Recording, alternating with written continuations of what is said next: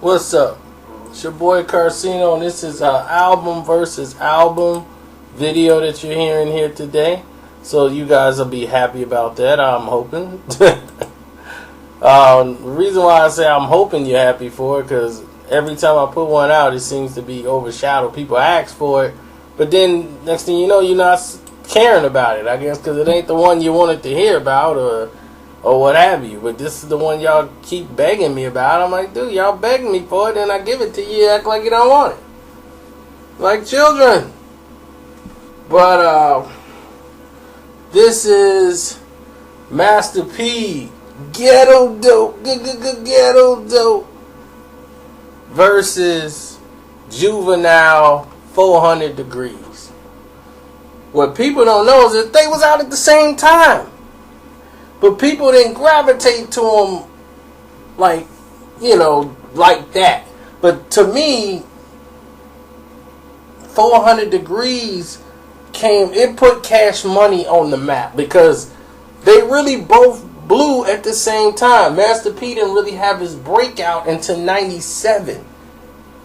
When he had, is there heaven for a gangster? Gangster, gangster. Is there heaven? Wasn't born in the ghetto. Tupac said there heaven for a G. I wonder if there's a ghetto in a place like me.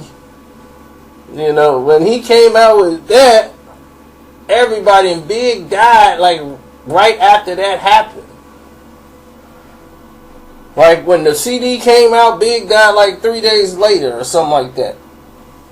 And the movie was at the movie theater.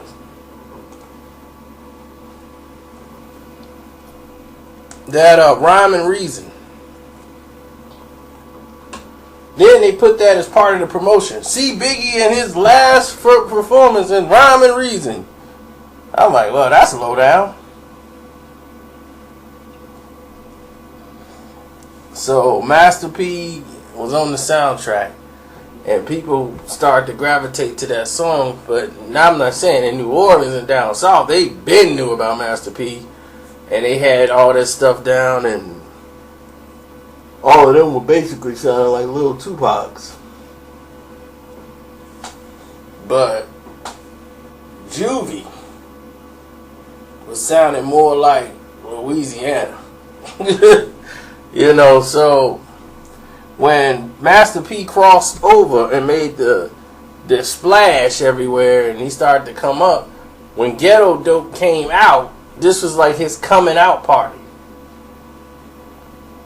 It's like, okay, we like that. Make them say, they had a lot of commercial hits, but 400 Degreez came out with, you know what I'm doing, man, it was so Louisiana down, New Orleans flavor. Do, do, do, do, do, do, do. And, the beat would sound like it was cheaply made and everything, like it was made in an apartment complex. It didn't matter, it was hot. Everything. Gon' ride with me, flossing season. Run for it, run for it, run. My boy used to write Rich Nigga. And then the thing is, he grabbed it, and he died like a few months later too, man. Got killed, but it's hard because these are the stories that I grew up with him, and I didn't. These memories you're going to remember now because he ain't here no more. But at that time, I didn't know this was going to be the last couple of months I had with my homie. You know what I'm saying? So now these stories are so vivid because I can remember these two albums because we had a story behind them. We went and got Ghetto Dope and got into it with the mall security people who told us that we can't be in the mall unless we was buying something. Like, it's a law. I'm like, ain't no law saying you forced to buy something once you step into the mall. And I'm like, I did buy something because I had bought Ghetto Dope. And he was like, I've been watching you. You didn't buy nothing. So when the police officer got that, I'm like, I'm not even talking to you no more. You don't even have a gun. So I don't even respect you. They don't even care about enough about you to give you a gun. Where's the officer? I talked to him. I'm like, this security guard talking about he gonna throw me out the mall. I've done nothing wrong. And then the officer come over there like, why are you trying to throw them out the mall? They're not buying anything. They gotta go. For what? There ain't no law saying we gotta go. And we have to buy anything. So my boy's laughing because he's like, I just would have hit him. I wait on you to stop talking to him so I can just punch him in the face. He a mall security cop. What are you gonna do? You gonna pepper spray me? I'm gonna knock him out. And my boy he laughs a lot because if he's entertained by what's going on, it just keeps him calm. But once the calmness is gone and he ain't entertained no more, and you crossing the line, now it's finna get physical. And he's gonna want to beat the heck out of this security guard who was last name was LeBeau. He had that little patch on his. I'm like, LeBeau, I'm gonna remember you because I was like, I guarantee you probably be fired in probably another 6 weeks and going back to your mom's house eating meatloaf. LeBeau, racist security guard. Like, what is you doing? People in the mall actually enjoying themselves. You want to just come bother us? 2 black guys. Well, it wasn't like it was a gang of us. It was just 2 of us. And he's worried. So anyway, we got Ghetto Dope. We was all mad and we started playing, man, Ghetto Dope. From the moment we opened the package and put it in, you could tell the production level was a lot better than 400 Degreez. I mean, it don't make it like this is the best album ever because of the production. I've seen albums that have big budgets and sound terrible or just not good. So, it just sounded like it was more organized. And they were more prepared. So, when they did this, it was like they had a bunch of flavors so everybody can get into. Like, we want that weed and money. That was it. They just blunts. We want that weed and money. They was like, I could deal with this. Everybody was freestyling off the beat. And man, I miss my homies. We riders.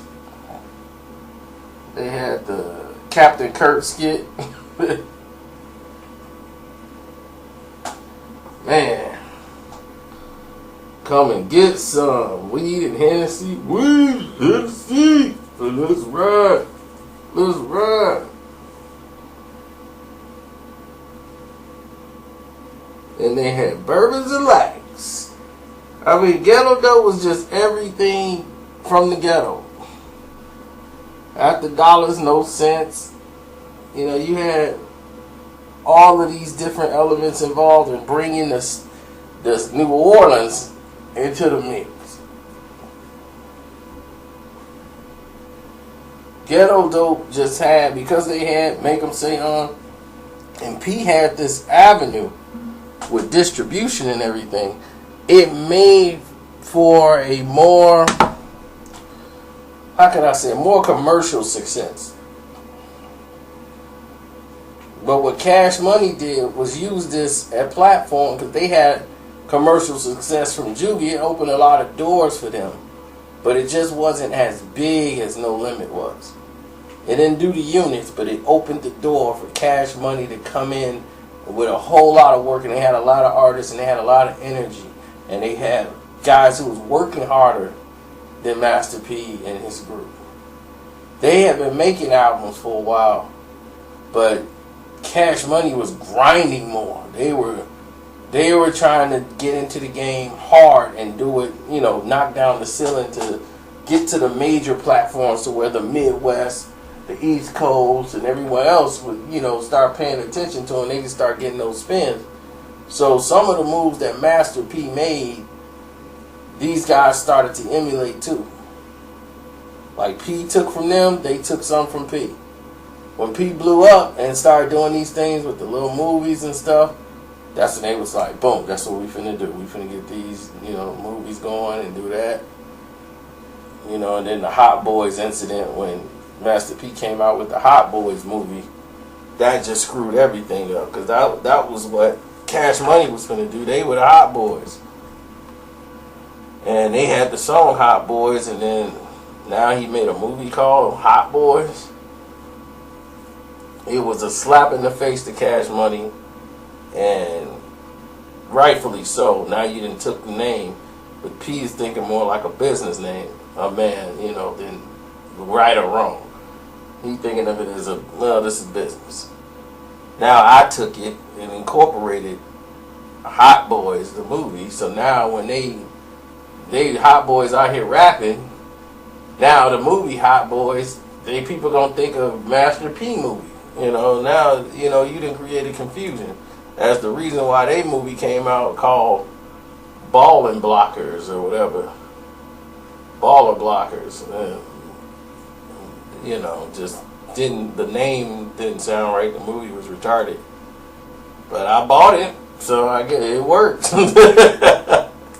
But yeah, these two albums here were monumental because this album sold, I don't know how much, Make Them Say and Ghetto Dope sold like 4 million and all that stuff. And you know, even though 1 million was sold by 400 Degreez, I'm going to lean more towards Ghetto Dope with this one. But I do love 400 Degreez. I even love, that was one of my favorite songs on the album was 400 Degreez. Juvenile. But once he had his commercial radio success, boy, they were the first ones to deal with Jay-Z too. Baby had a paper bag full of money and gave it to Jay-Z so he'd get on the remix. Paid him in a paper bag and gave him all that money, like I think he paid him like 30 grand or something, and said, we want you to get on this song with Juvie on the remix. I'll give you 30 grand right now in a bag. And next thing you know, Jay-Z was on it. On the remix. High remix with Jay-Z. Because Jay-Z had just blown up. So anything Jay-Z at the time was like, whoa, Jay-Z just blown up. And here's 30 grand in the bag. Y'all in some deep. You gotta peep the remix. Oh yeah. These boys got guns that go brack, brack, brack. Where the paper at?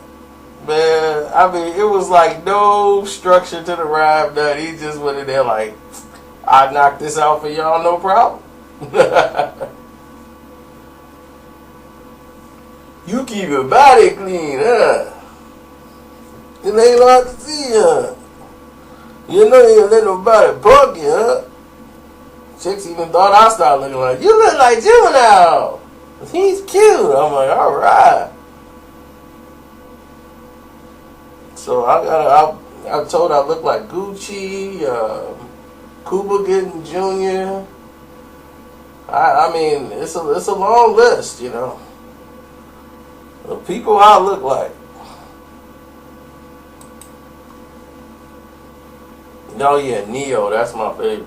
You look like Neo. I'm like, okay. Gotta love the Burbs, man. How about